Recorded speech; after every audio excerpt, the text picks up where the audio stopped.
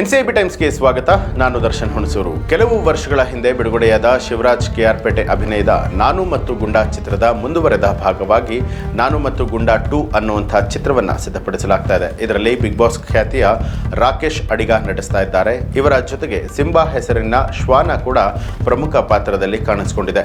ಮನುಷ್ಯ ಹಾಗೂ ಪ್ರಾಣಿ ಮಧ್ಯೆ ಇರುವಂತಹ ಬಾಂಧವ್ಯದ ಬಗ್ಗೆ ಹೇಳುವಂಥ ಅನೇಕ ಸಿನಿಮಾಗಳು ಈಗಾಗಲೇ ಬಂದು ಹೋಗಿರುವಂಥದ್ದು.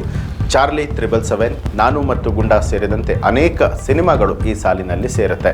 ಈಗ ನಾನು ಮತ್ತು ಗುಂಡಾ ಚಿತ್ರಕ್ಕೆ 2ನೇ ಭಾಗ ಬರ್ತಾ ಇರುವಂಥದ್ದು. ಈ ಸಿನಿಮಾದಲ್ಲಿ ಶ್ವಾನದ ಪಾತ್ರಕ್ಕೆ ಅದೇ ನಾಯಿ ಡಬ್ ಮಾಡಿರುವಂಥದ್ದು ವಿಶೇಷ. ಕಿವಿಗೆ ಹೆಡ್ಫೋನನ್ನು ಹಾಕಿ ರೆಕಾರ್ಡಿಂಗ್ ಮೈಕ್ ಮುಂದೆ ಶ್ವಾನ ಬೌ ಬೌ ಅಂತ ಹೇಳಿ ಬೊಗಳಿದೆ. ಇದನ್ನು ಸಿನಿಮಾದಲ್ಲಿ ಅಗತ್ಯ ಇರುವಂಥ ಕಡೆ ಬಳಕೆಯನ್ನು ಮಾಡಿಕೊಳ್ಳಲಾಗ್ತಾ ಇದೆ. ಕೇವಲ ಬೊಗಳೋದು ಮಾತ್ರವಲ್ಲದೆ ವಿವಿಧ ಭಾವನೆಗಳನ್ನು ಹೊರಹಾಕುವಂಥ ಶಬ್ದವನ್ನು ಕೂಡ ರೆಕಾರ್ಡ್ ಮಾಡಿಕೊಳ್ಳಲಾಗಿದೆ. ಈ ಬಗ್ಗೆ ನಿರ್ದೇಶಕ ರಘು ಹಾಸನ್ ಅವರು ಮಾತನಾಡಿದ್ದಾರೆ. ಒಂದೊಂದು ಜಾತಿಯ ಶ್ವಾನಕ್ಕೆ ಒಂದೊಂದು ರೀತಿಯಾದಂಥ ಸೌಂಡ್ ಇರುತ್ತೆ. ಬೊಗಳುವಂಥ ಶಬ್ದ ನೈಜವಾಗಿ ಮೂಡಿ ಬರಲಿ ಅನ್ನುವಂಥ ಕಾರಣಕ್ಕೆ ಸಿಂಬನಿಂದಲೇ ಡಬ್ ಮಾಡಿಸಲಾಗಿದೆ. ಶ್ವಾನದಿಂದ ಡಬ್ ಮಾಡಿಸ್ತಾ ಇರುವಂಥದ್ದು ಭಾರತದ ಸಿನಿಮಾ ಇತಿಹಾಸದಲ್ಲಿ ಇದೇ ಮೊದಲು ಅಂತ ಹೇಳಲಾಗಿದೆ.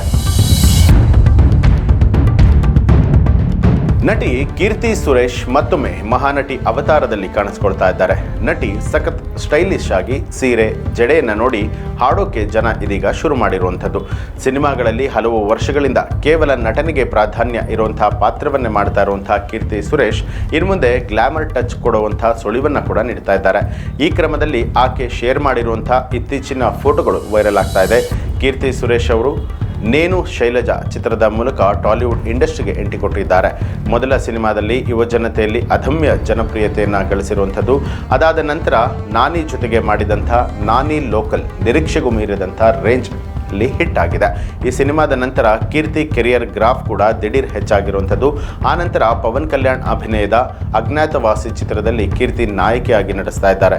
ಆದರೆ ಈ ಚಿತ್ರ ಅನಿರೀಕ್ಷಿತವಾಗಿ ಫ್ಲಾಪ್ ಆಯಿತು. ಆದರೆ ಈ ದುರಂತ ಹೆಚ್ಚು ಕಾಲ ಉಳಿಯಲಿಲ್ಲ. ಅದೇ ವರ್ಷ ಮಹಾನಟಿ ಜೊತೆಗೆ ರಾಷ್ಟ್ರ ಪ್ರಶಸ್ತಿಯನ್ನು ಕೂಡ ಗೆದ್ದು ಎಲ್ಲರೂ ತನ್ನ ಬಗ್ಗೆ ಮಾತನಾಡುವಂತೆ ಮಾಡಿದ್ದಾರೆ. ಇವಿಷ್ಟು ಈ ಹೊತ್ತಿನ ಪ್ರಮುಖ ಸುದ್ದಿಗಳು. ಮತ್ತಷ್ಟು ವಿಶೇಷ ಸುದ್ದಿಗಳಿಗಾಗಿ ನೋಡ್ತಾ ಇರಿ ಎನ್ಸಿಬಿ ಟೈಮ್ಸ್, ಅಪರಾಧ ಮುಕ್ತ ರಾಷ್ಟ್ರಕ್ಕಾಗಿ.